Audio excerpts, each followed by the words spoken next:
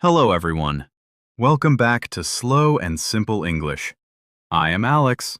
And I am Emily. How are you today, Alex? I am very well, Emily, but I am a little bit tired. I spent all morning cleaning my kitchen. Oh, cleaning is hard work. Did you use any interesting tools? Just a sponge and some soap. But it made me think, why do we have the tools we have? Why do we use a fork and not just our hands? That is a great question. Today, we are talking about funny and strange inventions for the home. Segment 1. The dangerous fork. Let's start with the fork. Emily, did you know that people used to think forks were evil? Evil? It is just a piece of metal with 3 or 4 points. How is that evil? Well, hundreds of years ago in Europe, people ate with their hands. When the fork arrived from the Middle East, some leaders said, "God gave us fingers. Why do we need metal fingers?" That is funny. Imagine being too cool for a fork. Exactly. One noblewoman in Venice used a golden fork in the year 1000. The local priests were very angry. They thought she was being too fancy.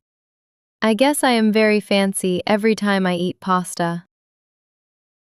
Segment 2. The toaster trouble. Okay, Alex, I have one for you. Let's talk about the toaster. I love toast. It is easy to make. Now it is easy. But the first electric toasters only toasted one side of the bread at a time. So you had to watch it? Yes, if you looked away for 1 minute, poof, the bread was black smoke. Also, they didn't have a pop-up button. You had to touch the hot metal to turn the bread over. Ouch. So breakfast was actually a dangerous hobby back then. Very dangerous. People often burned their fingers just for a piece of warm bread. Segment 3. The weirdest one yet. Before we finish, I found a very strange invention from the 1920s. It was called the finger brush.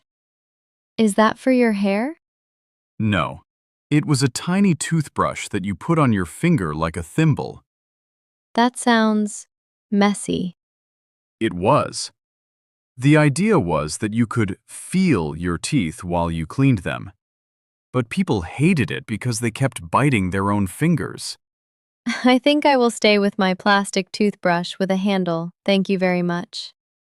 We hope you enjoyed these short stories. Let's look at 3 new words we use today. Invention. A new thing that someone creates. Noblewoman. A woman from a high social class or royal family. Thimble. A small metal cap to protect your finger. Thank you for listening to Slow and Simple English. We hope your next piece of toast is perfect and not burnt. You know, we've been looping on this for a while. Let's shift gears. Have you ever thought about how one tiny, insignificant decision you made years ago basically decided where we are right now? Oh, like the butterfly effect? I love that.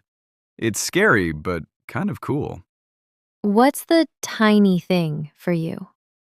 Honestly, probably the day I decided to start taking the long way to work just to listen to a specific podcast. It changed my whole career path because of one guest they interviewed. The what if phase. That's wild. It makes me think about how much we overthink the big decisions, like which college to go to, but we don't think about the small ones, like saying yes to a random coffee invite. Exactly. If you look at it mathematically, life isn't a straight line. It's more like a tree branching out. I read somewhere that if a pilot changes their heading by just 1 degree, they'll end up in a completely different city. If you're flying from LA to NYC and you're off by 1 degree, you end up in DC instead. Reminds me of that book, Atomic Habits. The idea that if you get 1% better at something every day, you don't just get a little better, you get 37 times better by the end of the year because of compounding. So, if we want to change our trajectory, we basically have to trick our brains into liking the process rather than the result. 37 times? That feels like a lot. But I guess it's like interest in a bank. Exactly. It's the simple interest of personality. But the problem is, it works for bad habits too. One extra soda a day doesn't make you sick tomorrow, but in 5 years? Don't attack my Diet Coke habit, Alex. But I get it. I started doing this thing where I just tidy up for 2 minutes before bed. At first, it felt pointless, but now my house is never actually messy. See, that's the trick. You stopped cleaning and started being a clean person. It's weird how our brains resist that, though. Why is it so hard to start a good tiny habit, but so easy to keep a bad one? Probably because the reward for bad habits is instant and the reward for good habits is delayed. Evolution wants us to take the win now. Precisely. So, what's your 1 degree shift for tomorrow? I think I'm going to leave my phone in another room for the first 10 minutes after I wake up, just to see what my own thoughts sound like for once. Thanks for listening. And remember, just a 1% improvement every day makes a world of difference. Before we go, don't forget to hit that subscribe button and join our community here at Dear English Batch. It's the best way to stay updated with every new story and lesson we share.